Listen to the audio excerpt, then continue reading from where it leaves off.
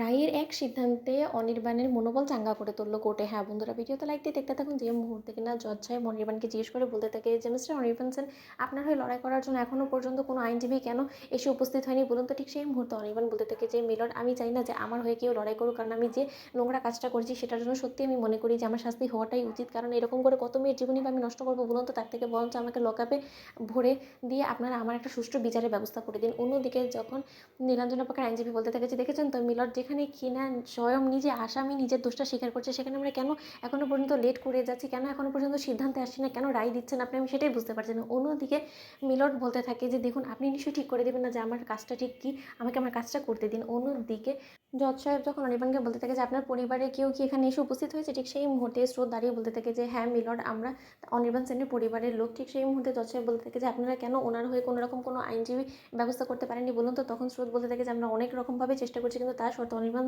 সেনের এত নাম হওয়ার সত্ত্বেও অনির্বাণ দাদা ভাইয়ের জন্য আমরা কোনো অ্যাডভোকেট জোগাড় করতে পারিনি, কারণ নিউজ মিডিয়া থেকে শুরু করে সকলে মিলে রীতিমতো একটা সিন্ডিকেট করে রেখেছে যাতে কিনা আমরা কোনো মতেই একটা লয়ার হায়ার না করতে পারি। অন্যদিকে জজ সাহেব বলতে থাকে অনির্বাণকে যে অনির্বাণ, আমি আপনাকে একটা চয়েস দিতে পারি, আপনি যদি চান তাহলে আপনার হয়ে আমরা রাষ্ট্রপক্ষ থেকে কোনো আইনজীবী দাঁড় করাতে পারি। অন্যদিকে অনির্বাণ বলতে থাকে যে দোহাই আপনার মিলট, আমি চাই না যে আমাকে আর আপনি কোনো মতে ব্যতিব্যস্ত করুন, কারণ যা হয়েছে হয়েছে, আমার আর কোনো কিছুর প্রতি বিন্দুমাত্র কোনো রকম কোনো আশা নেই। অন্যদিকে জজ সাহেব বলতে থাকে ঠিক আছে, বাধ্য হয়ে তাহলে আমাকে আজই রায় শুনিয়ে দিতে হবে। আপনি যখন কোনো মধ্যে আপনার বিরোধী পক্ষের হয়ে লড়াই করতে চাইছেন না, তাহলে তা বাধ্য হয়ে আমাকে এই কাজটার দিকে এগোতেই হবে। অন্যদিকে যখন স্রোত বলতে থাকে যে অনির্বাণ এরকম করে তুমি হার মেনে নিও না, যে করেই হোক না কেন অনির্বাণদা তোমাকে ফাইট করতে হবে। তুমি রায় দিদি ভাইয়ের মুখের দিকে তাকিয়ে হলেও নিজের মনোবলটা এরকম করে ভেঙে দিও না অনির্বাণদা, তুমি তোমার সন্তানের ভবিষ্যতের কথা অন্তত ভাবো।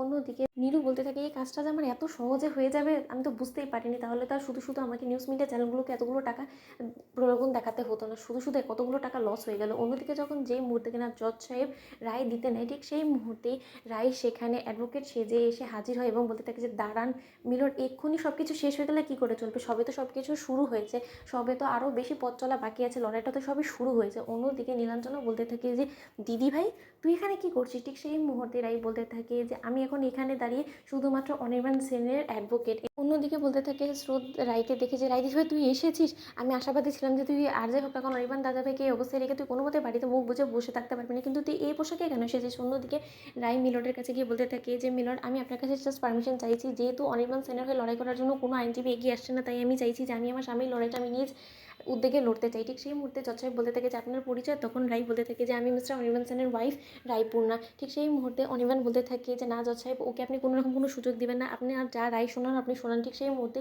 রাই বলতে থাকে যে অনির্বাণ এত সহজে মনোবল ভাঙলে চলবে না। তো বন্ধুরা লাইক এবং শেয়ার করে সাবস্ক্রাইব করতে ভুলো না।